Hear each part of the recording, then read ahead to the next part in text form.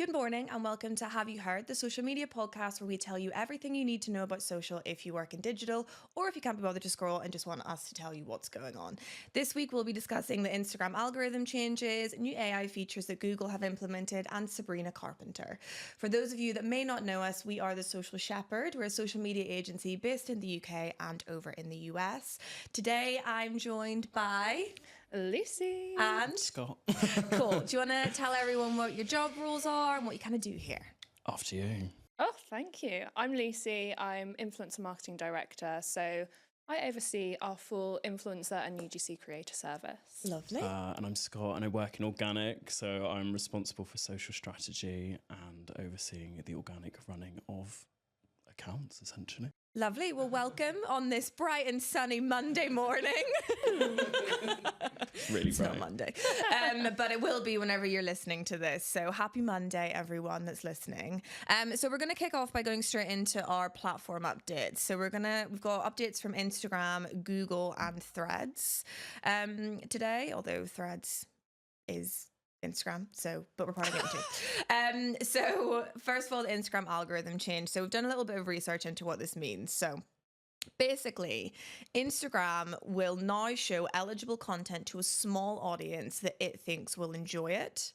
As people engage with the content, the top performing set of reels will be shown to a slightly wider audience.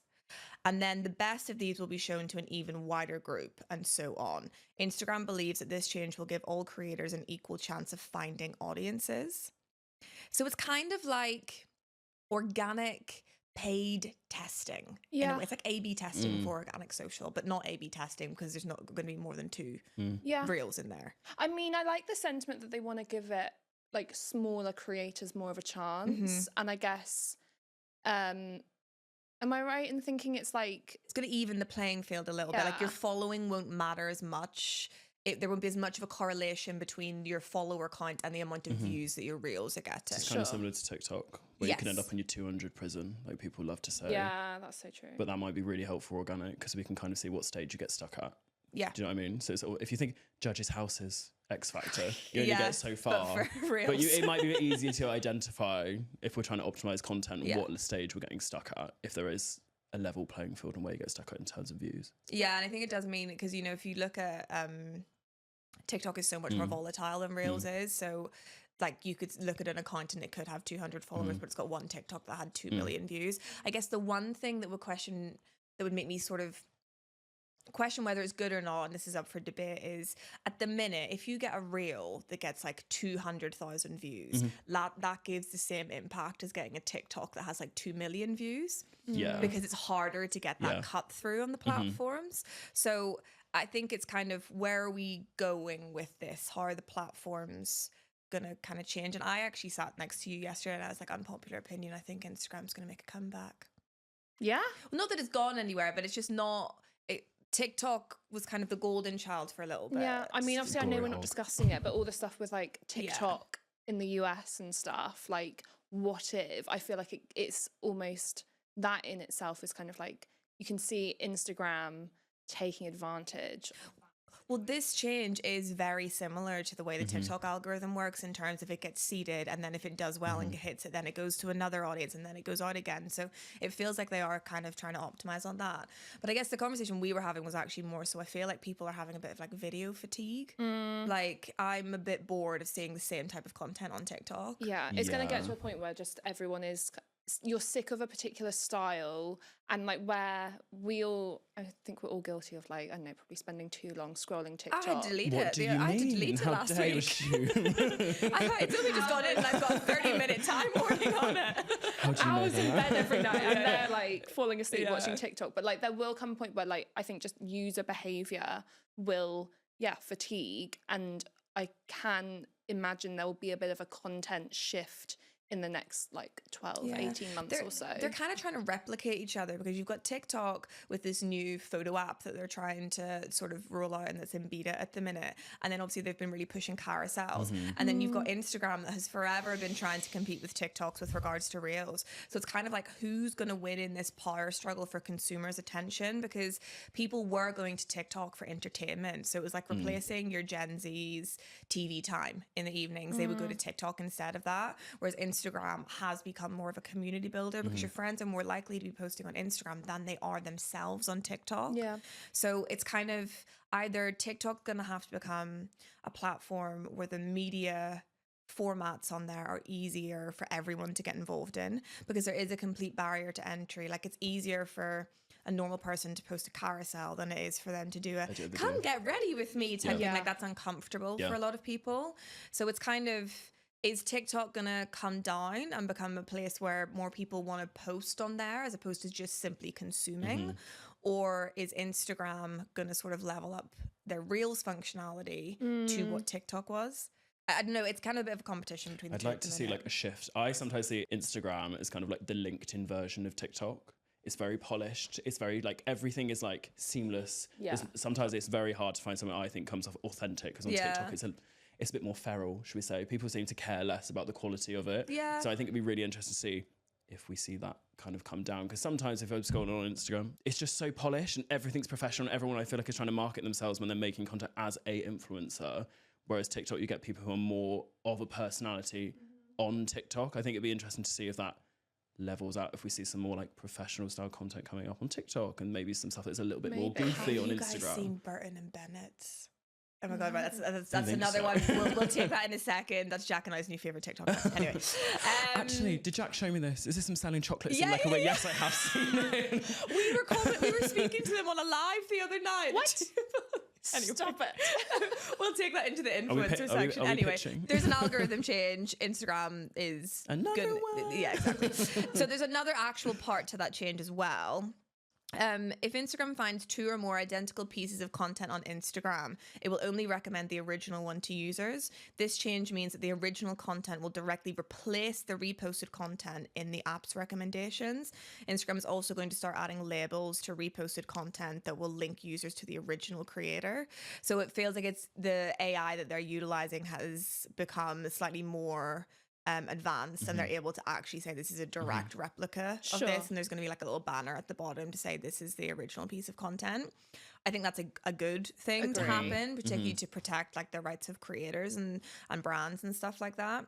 Kind of on TikTok, actually, one thing that we have been seeing recently is reposting content is actually a really good strategy to, you know, increase followers, increase views. Like if a piece of content has had 500,000 views, repost it again and it'll get 2 million. So I think a lot of the times the platforms come out with these changes and we're like, okay, yeah, that's great, but is that actually going to work in practice? It's like whenever they have like their best practice guides for like media buying for the paid team, and we're like, okay, well, if we do that, that's not going to do anything.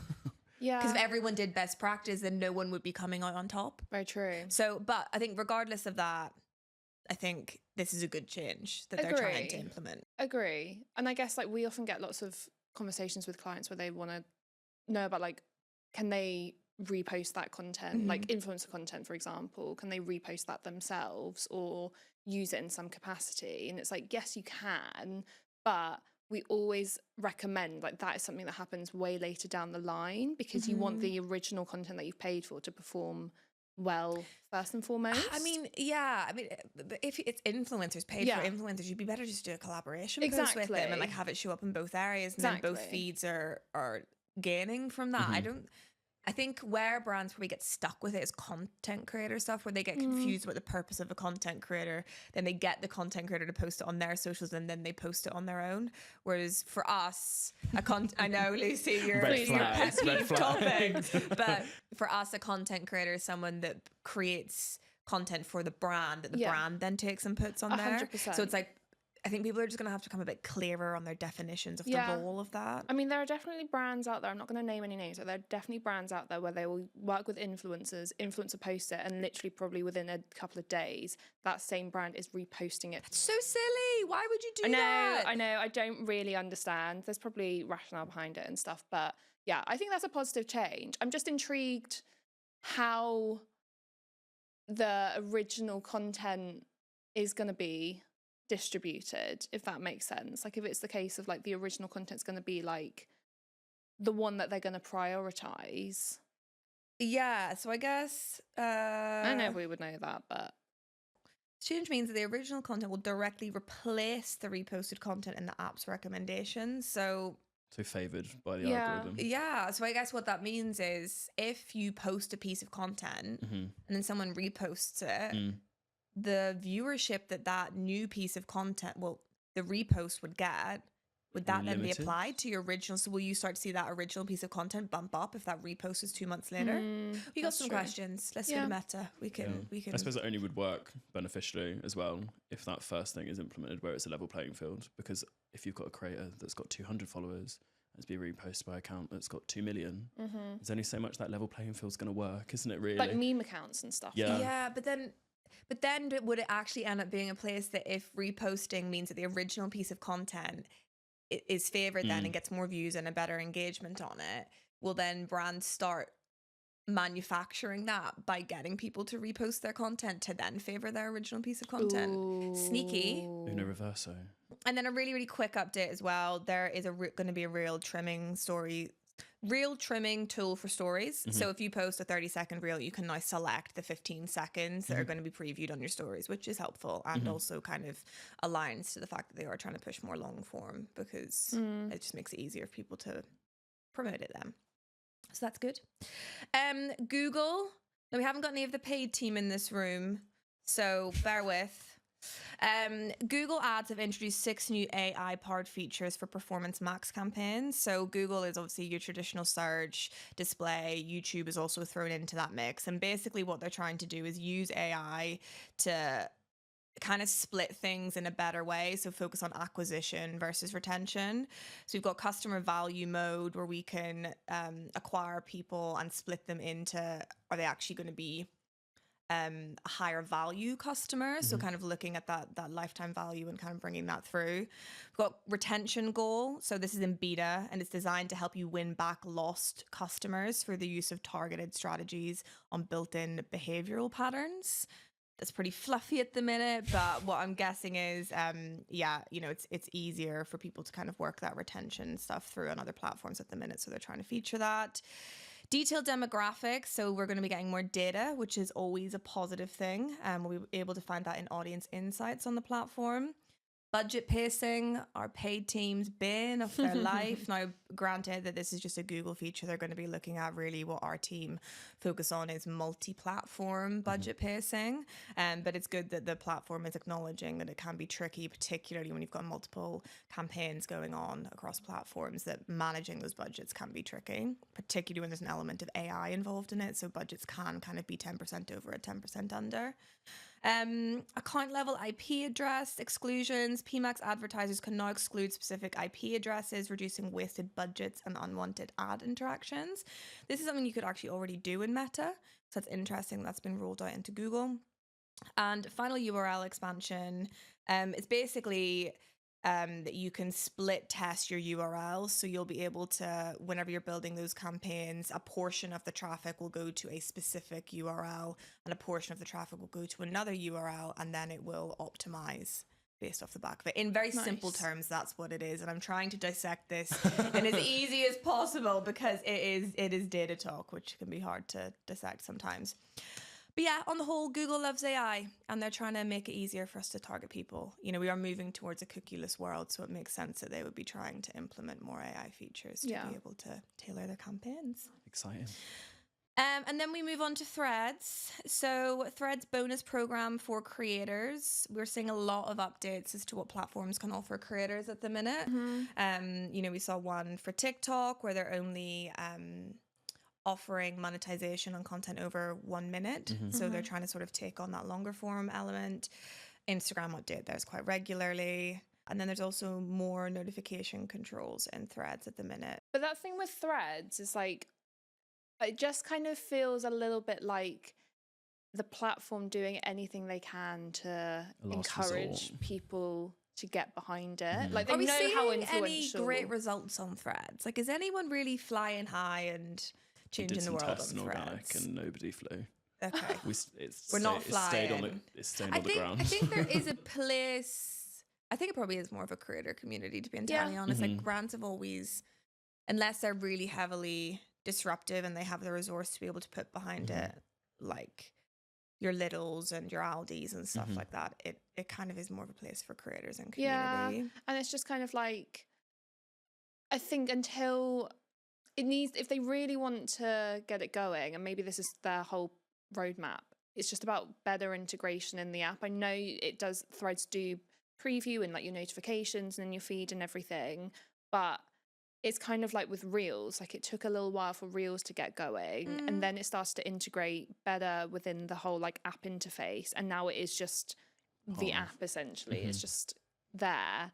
And I don't know, like maybe this is just part of it, like encouraging those creators to kind of keep getting behind it and offering them further incentives, because they know how influential they will be in terms of how people utilize it. The money I don't that know. creators tend to get from these programs is peanuts. Though. Exactly. Like that, it's not really an incentive. Like it kind of gone are the days where people were making like big bucks off of YouTube and stuff like that. Like it doesn't really happen anymore.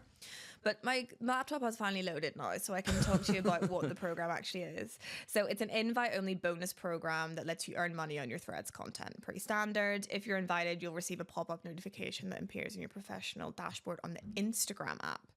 To receive the Threads bonus payout, you must comply with the program rules and that are referenced in the Instagram creator incentive terms. So it's very much aligned to the creator program for Instagram. And in addition, program rules are applicable to bonuses on Instagram. Oh, in addition to the program rules applicable to bonuses on Instagram. So in short... Does it give a figure? No, it doesn't. It's quite fluffy at the minute. I think that it says that it's going to be based on the performance of your Threads posts, the number of posts that you create. So that's an incentive. You know, Rob, actually, we've talked about all these content creators who are out just like, and as soon as that kind of monetization rule came in on TikTok for the 1 minute over, people were just churning out content that was over a minute. So, you know, maybe there is kind of some way of looking at doing that. In short, basically, they're just trying to copy what they're doing on Instagram in terms of creators and incentivizing them to do it. What content is not eligible for Threads bonuses? If your post is claimed by another rights holder, so someone contests that you've copied their content, it's pretty standard. You shouldn't be making money off someone else's content anyway. If you're violating monetization policies, if it's branded content. Oh, interesting. So no collaborations with brands then. Well, there we go. If it's in a language that the bonus program does not support, it has a watermark on it. Okay. From another platform. And if engagement appears inauthentic. Or if your post has less than 2,500 eligible views. So, and if your post doesn't include text, which on Threads your post would contain text, so that doesn't really make any sense. Anyway, they're just trying to do what all the other platforms are doing. So it'll be interesting to see if it does have any impact, because we did see that slight uptick on the TikTok side of things. I have seen some creators offer like exclusivity on Threads. Like where they're like, oh, if you want to know where to get this, I've linked it on my Threads. So like not providing the full story, for example, on Instagram, and then being like trying to get a lot more I've seen trying to push to Threads. I wonder if that is a result that whole of like that. It's like the whole like Substack thing where all these influencers are turning to Substack and what have you. So it's classic. It's People are classic like trying. gatekeeping. Yeah. Here's a tip. If you want the full story, But it you would need be to go over interesting there. to understand, because you know the way sometimes the reps, there used to be this rule with like stories, for example, that if you linked off of the Instagram platforms, your stories would get a lower reach. Yes. Maybe there's something in if they're linking through to Threads, because Instagram is trying to push Threads, so there's something kind of going on there a little bit. Probably. Which wouldn't shock me because they are trying to push it so heavily. So we'll keep you posted. Yeah. We don't really know what's going on there. Fun bit. We get to get in to what's trending on the platforms, what's going on, what do we think is interesting. So Scott and Lucy have had a little bit of a heads up as to what we're going to talk about here, but there's one that is slightly outside of all maybe our personal, you know, what we would ourselves consume on the platforms, and that is the FaZe Clan roster reset. Sure. Anyone a FaZe Clan, FaZe Banks, Alyssa Violet, anyone getting involved in that now? I mean, I probably am like gonna look like a bit of a numpty for admitting that I'm just kind of like, no, this is not my vibe whatsoever. Yeah. I'm kind of, yeah, this is just in a different world for me, respectfully. But Not for me. Having just very briefly looked into it, it makes sense where their ambition is to then like have almost introduce like a new generation to like attract like Gen Z, Gen Alpha and everything. I think this is why there's this reset. happening. So basically FaZe Clan, and I'm going to do my best not to butcher this, but FaZe Clan was basically, it came out of COD players and 3 COD players set it up. It then merged with Game Square in October 2023. And then FaZe Banks stepped into the CEO role after that happened. And then they've just released that they're dropping a whole lot of people. Now, FaZe Clan's actually had some really famous people that aren't just sort of creators by nature as well. Like Offset was on it, Lil Yachty was on it. They're basically an esports team, basically, and kind of support from that perspective. But yeah, they're getting a little bit of hate on it. But it doesn't, you know, these things kind of happen, and it tends to sort of be the announcement that they did was quite interesting, where it was like Control Alt Delete type thing, and then just, it was pretty savage actually, all the people that Factory reset.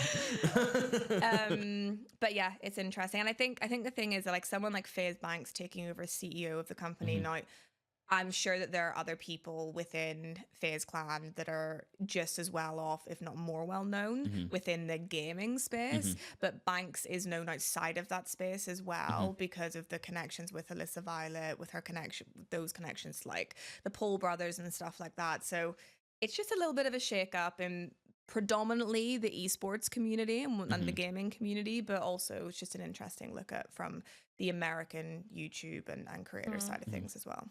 I mean, as Nelly Furtado once said, all good things must come to an end. Well, it's not ending. It's just it's a little shuffle. Exactly. It's change. One of the topics that we wanted to talk about today was Sabrina Carpenter. Are you working late? And are you a singer? I'm always working late, but I'm not a singer. So we want to talk about Sabrina Carpenter because she is smashing it at the minute. We've been doing a little bit of research on her follower growth. So when we look at her socials on Instagram specifically, she's got a 5.03% engagement rate, which is 3.3% higher than average accounts of a similar sort of celebrity profile.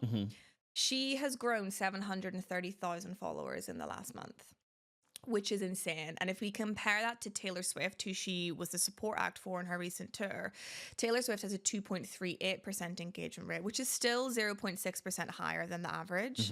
But Taylor Swift actually had a really consistent, she wasn't really growing, she wasn't really doing anything until she released her recent album. And then she did grow 500k within 3 weeks. But in total, and with a new album on top of it, Taylor Swift has grown 620k within the last month. And then you've got Sabrina at 730k.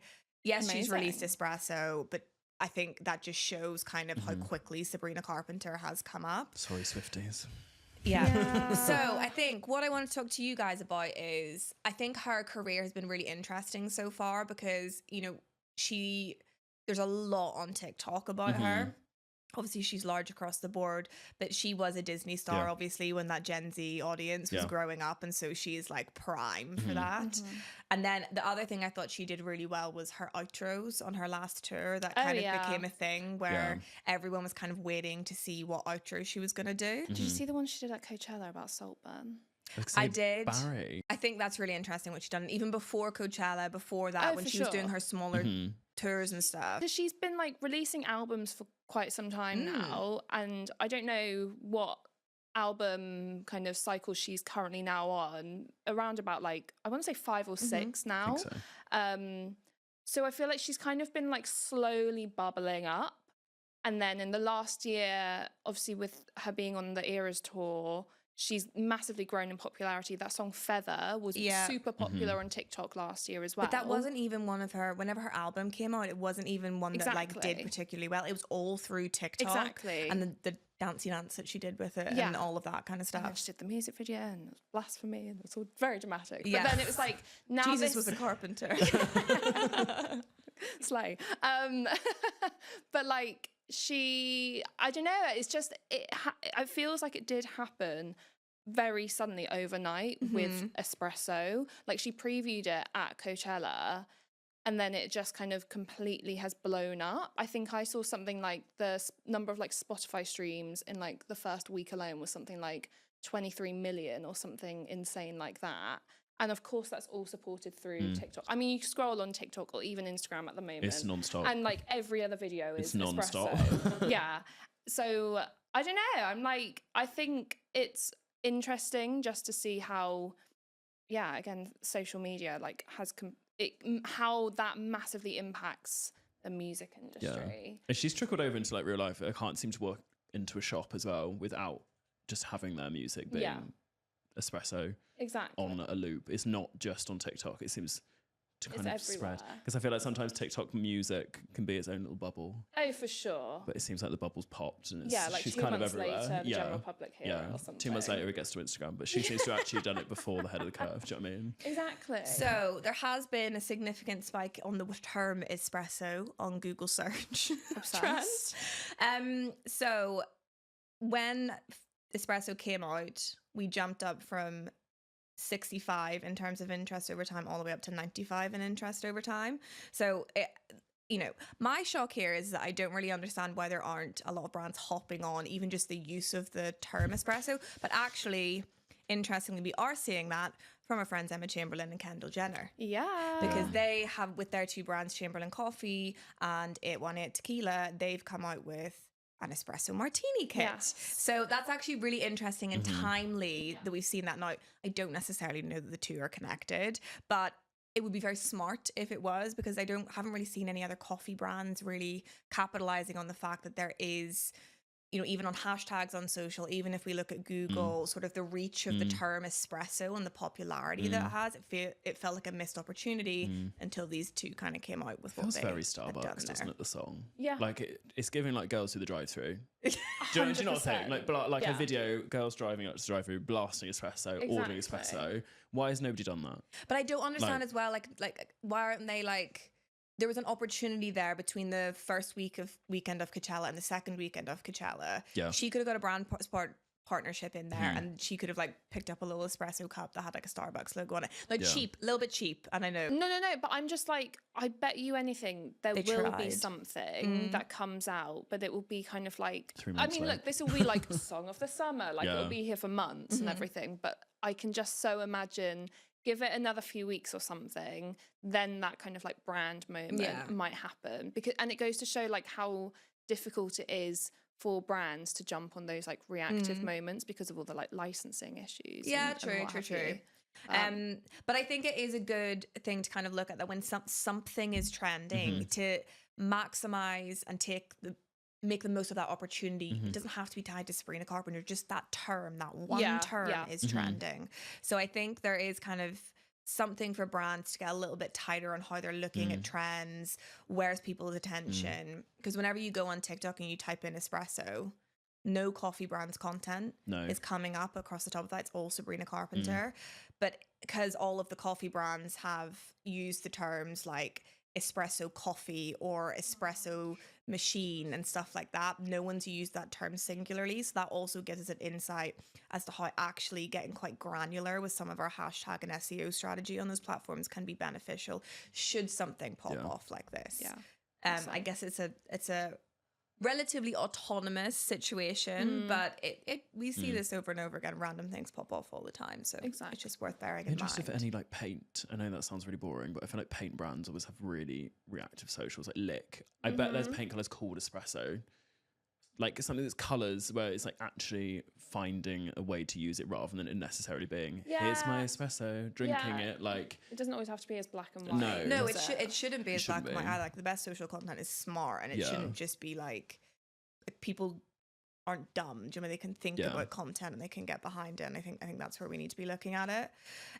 So if we delve into this 818 collaboration with Kendall and Emma, One thing that I thought was really interesting was that Kendall Jenner's social following has consistently declined for the last 6 End of months. the Car Jenners. Well, I don't know if it's the end of them, but yeah, they've all been steadily declining, but it has been steadily increasing. So it's interesting that whilst their personal brands are declining and kind of sort of audience interest, their brands are still kind of going up. I mean, that's a win for them anyway. That's how they're kind of like making money and stuff like that. But we can see that consistently across Kylie as well, who's kind of, she's fighting for her life at the minute, launching brands left, right and center. Yeah. I listened to a podcast the other day, and apparently that the Car Jenners have like a historical pattern of when stuff goes down, they all launch as many businesses as they can and just see what sticks. Yeah, I saw this too, like the one about Chloe, which how she loves like good American stuff. Let's do 10, see what sticks, axe off the other ones. Yeah. I wouldn't have think tequila. Yeah. Yeah, do it all. Masterclass. Do it all, yeah. But yeah, no, it's interesting to kind of see that. I mean, to them, the fact that their brands are growing is what they want realistically. Do you watch the video? What video? Have you not seen the video? The launch video? Yeah. Yeah. I was going to say, I don't know how Emma dragged personality out of Kendall Jenner, but she managed it, didn't she? She's not known for it, is she? Oh dear. Props to Emma, I'd say.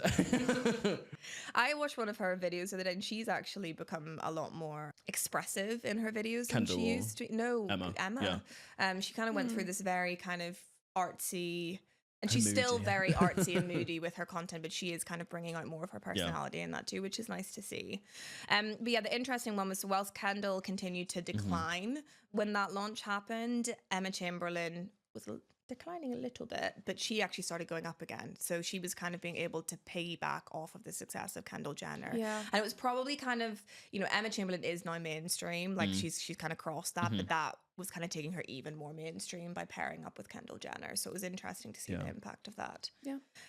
But yeah, just for some fun facts, let me get my special tool up. Gives me all of this information. Oh my Lord. Well, I think it's very interesting to see who is growing, who's not growing, what's kind of doing well. So if we look at Kendall Jenner, spell her name correctly. Yeah, so in the last month, she has lost 372,000 followers. That's a lot. Yeah, so quite significant decline there. And if we look at Kylie, There's not been any scandals lately as well, has there? This is just general. Kylie has lost 445,000 followers in the last month. Because Sabrina Carpenter's taken them all. Yeah. But it's like, wow. Again, you look at the whole Sabrina Carpenter thing, and yeah, she's going out with Barry Keoghan. I can't even say his name. Keoghan. Yeah. Right?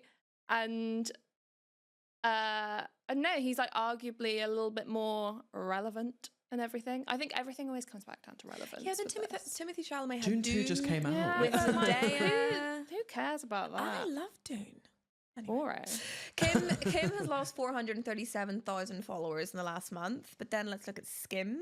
They have gained 47,000 followers, so they're growing. Oh. So we're kind of seeing this consistency across the brands where the personal brands are going down, the business brands are coming up, and I think it's just quite an interesting sort of mix to see. And maybe that is how influencers kind of need to go about launching them, is they get themselves up to peak success, and then they kind of pare back Move a little them bit over. and really focus on the brand, which is aligned to what you talked about the other week. In Yeah, your exactly, podcast. exactly. So that is interesting to see. And some of the other bits that we wanted to talk about today was Alex Cooper's wedding and her Jimmy Choo partnership. Yeah. What do we think? Well, I just find I've with not seen that, like, so one, I enjoyed the play on words with the little hashtag. It was like, I do with Jimmy with Choo Choo or something like that. But then it's interesting when fashion brands, like quite almost like legacy fashion brands that have been around for God knows how long, partner with like celebrities or influencers or anything like that. And I guess when you think Jimmy Choo, I picture classic like fashion. It's more like, I don't know, say you're like in your 30s, classy lady type kind of a brand. But they are really trying to, wedding has become such a thing recently. sure. And I think brands have a very different wedding brand to what they actually have from their fashion brand. Yes, but it's like interesting how they've partnered with her because I think it's about making a brand like that relevant with that particular like audience. Because she did Skims as well, and she's done Jimmy Choo, and Skims and Jimmy Choo aren't two that I would actually necessarily pair together in terms of particularly brand friendly with one another, which is quite interesting. Yeah, exactly. But it was not, I think it was nice in the sense that the Skims campaign that Alex Cooper did was very Skims. It had its own identity. Like you could look at that campaign and go, that's a Skims campaign.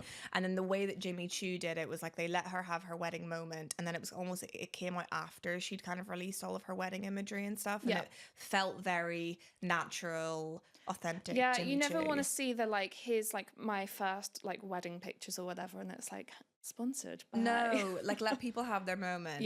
But looking at it, there was a tiny like influx in terms of Jimmy Choo's followers, maybe like a 10% increase for a day when that was launched, but it didn't actually have that big of an impact on their follower growth in general. But it's brand, followers aren't everything and stuff. For sure. But it's interesting to see that, the impact that we saw on Emma Chamberlain's, her socials off the back of partnering with 818 was significantly higher than the impact that Jimmy Choo had off of partnering with Alex Cooper. So there's kind of like a toss up there as to like which side of the coin is getting. Do you just think it's because they're more attainable? A bottle of 818 tequila is what, £20? A Jimmy Choo dress is fill in the blank.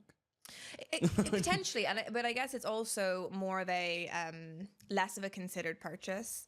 In the sense that if you're getting married, you kind of, to care about that campaign, you probably need to be getting married, and there's a smaller portion of people that are going to be doing that, although the wedding industry is huge, whereas everyone can enjoy an espresso martini. I've enjoyed many. I requested espresso martinis. I know, I'm sorry, for this podcast. it's too early in the morning, Lucy. I don't know what time it is. Exactly. This is going on at 5 a.m. on Monday, I'll have you know. We cannot be drinking at that time. I will be in bed. What if I start at 12 p.m. on Sunday? On the topic of weddings, though, Sophia Richie Grange. So she very much came up last year when she started posting about her wedding. She kind of went out with Scott Disick, had a bit of a rebrand, then bang, she's getting married to Elliot Grange, and she's very wholesome, very she's chic. become like the new like it girl, I feel. But interestingly, if I can spell her name wrong, because it is a complicated one, right, sorry, Richie Grange. We did this yesterday, didn't we, Lucy? We did. It keeps telling me it doesn't exist. What is her Instagram handle? Sophia Richie. Great. Oh, I'd left out an E. Oopsie. So if we analyze that, she was actually steadily declining in followers until she reposted 1 year ago today, we got married, and then it went straight back up again. People love a wedding, don't they? They do, and but it's also a reminder of why she's relevant. This is exactly it. True. It's like that was her big moment, but she is just about to have a baby as well, and I wouldn't be surprised if there's like another peak in interest in her. But then I wouldn't have expected to have seen her followers declining as significantly as they had been until the wedding post. No. I think there's maybe a little bit more work.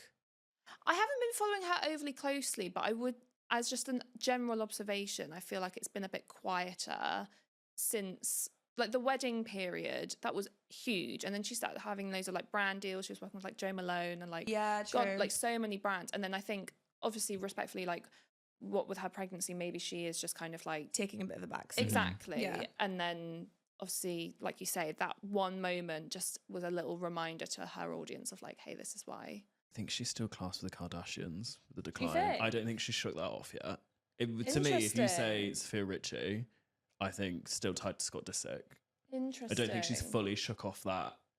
So she's got rep. more work to do. Yeah, I would say so. Thoughts? I'm trying to get my exact figures here, but my tool hits Sophia Richie Grange now. So, but basically, from what I can remember off the top of my head, it was like she had been dropping like a couple hundred followers a day consistently, and then as soon as she posted those wedding pictures, they all came back again. Shot back up. Like, so it's just interesting to see how people can kind of like remind people of their relevancy and also, you know, a moment doesn't necessarily have to be over once it's over. Like the fact that was just like a 1 year ago today type thing. Yeah. It's like actually that's quite authentic in the sense that not everything has to be posted there and then. It can be reminders of stuff that people sort of feel connected to. People love a throwback. Yeah, I was going to say, is that now going to be every year as part of her strategy? Wow. Save the day. Maybe. Cool. Okay. Well, we've been through a lot. We've chatted. Anything else that you guys are seeing on social that you'd like to talk about? Anything that's my TikTok's full of challenges at the moment. Challenges. Challenges. Oh yeah. Zendaya's Highly press. recommend watching it. Have you seen it? Is it I keep listening to the soundtrack. I'm obsessed with it. It's really motivating. I actually put it on in the office earlier. Everyone was not here at that point, but maybe I'll put it on later, and then we can all get like really pumped up and want to play tennis. There's a lot of Zendaya on my feed at the minute, to be fair. And a lot of Sabrina Carpenter, who we've discussed. Yeah. And Burton and Bennett's. We didn't talk about Burton and Bennett's. So I need to look this up. It's kind of Jack like, sat me down and was like, look at this. Oh my God. Like, I couldn't leave the conversation until I was fully aware. What who was Burton that? Bennett's Was it were. the chip shop that kicked off a year? Was it Binley Mega Chippy? Yeah. It's kind of like the new version of that, basically. It's like a tuck shop, right? Yeah. I don't know. But anyway, they're smashing it in terms of engagement and the views that they're getting and stuff like that. But it's the new Binley Mega Chippy. Mine's yapping. Being a yapper. Consistently. It's like the new phrase of being someone who chats all the time. Being so a like yapper. you're like, if you're the office yapper, which is probably me, you just talk all the time. It's like I keep having your millennial showing, sorry. Scott, actually, I'll have you know. Not anymore. But no, I just think it's interesting at the moment how TikTok, I think, really is changing our language and how we talk constantly. It's not a new phrase. Well, it's coming back. Yeah. Oh, you need to get back on it. Well, it sounds like it. You do. I'll show you my FYP after this. It'll be wild. This isn't new. It's coming back. What's going on right Everything now? came back. The 80s came back. 90s came back. Fashion. It is It's coming back cyclical, around. to be It fair. is. It's Yeah. And you could be the first one. This is why I'm like, yapper, that's a like. That's why you're a This isn't millennial. new. It's not new to you. That's what I mean. It's new to me. Lucy's reliving her youth at this point. I remember back in my day when we. Oh dear. Okay, well, thank you both for joining today. Obviously this is going on Monday morning, so I want you both to, like, if you could give yourself a Monday morning message, what would you want to say to yourself? Off to you. It's a bank holiday, Lucy. Oh, it's a bank holiday in the UK this Monday. Enjoy having a little bit more of a lie-in. And I don't know. I had something in my mind earlier that I was thinking. Scott, what would you say? Mine would say put espresso on and have an espresso. Oh, Morning there routine, you go. that would be Very good. on brand. It's a good morning Very on routine. brand. That is nice. Well, for those of you that are listening, thank you very much for tuning in. Please make sure to like, subscribe, follow us. Do click all those buttons and just, it'll make us happy. Make our Monday, actually. Please. So have a fabulous start to the week, and we will see you next week for more industry updates and an update on what's trending too.